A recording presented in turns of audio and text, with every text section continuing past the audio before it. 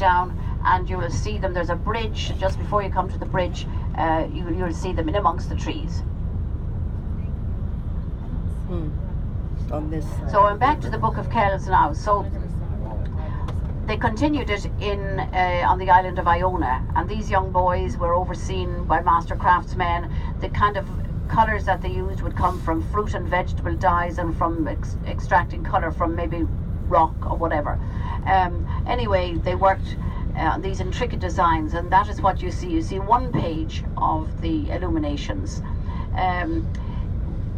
When the monks came back from Iona, they had been attacked by the Vikings.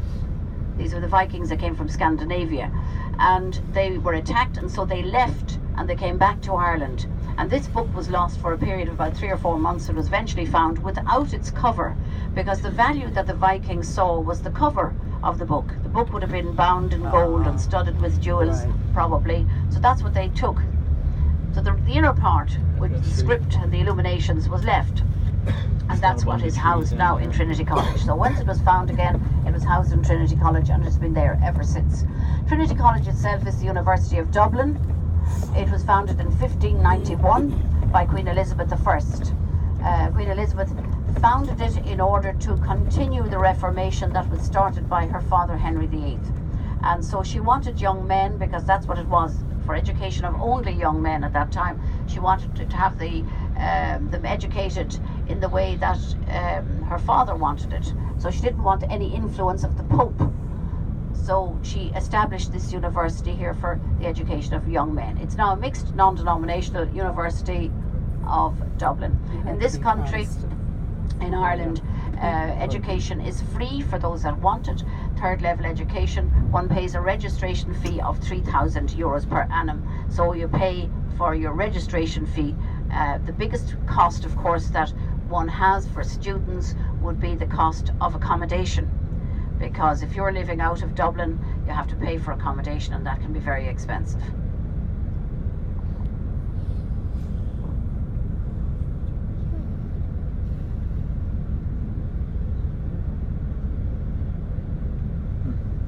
Is that a registration fee every year? Yes, yes.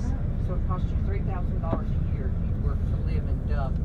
Well, no, yeah, if you're to live in Dublin, yeah. But the big cost now would be, in fact, even finding accommodation. You know, it is such a high price for any kind of rented accommodation. Now, I have a grandson who is at college. This will be his second year, and he has announced that he is going to move into a flat, or we call it a flat, an apartment, with one of his friends. His parents own the flat. He's going to be in the city, because my daughter and her husband and his family live out in Wicklow, which is in, it's about an hour's drive really south. So he thinks now this is going to be great. He won't have all his washing and everything all done for him. So it'll be interesting to see how he gets on. Now, those of you who are told to take the bus to Guinness, you were told it goes from the bank, wasn't that correct? The bank is directly in front of us now. The big circular building that you see, magnificent building, is the Bank of Ireland. And that bank, it used to be the old Parliament building. When the British were ruling here, this was the Parliament. It's now the bank. And this for me is the heart of the city of Dublin.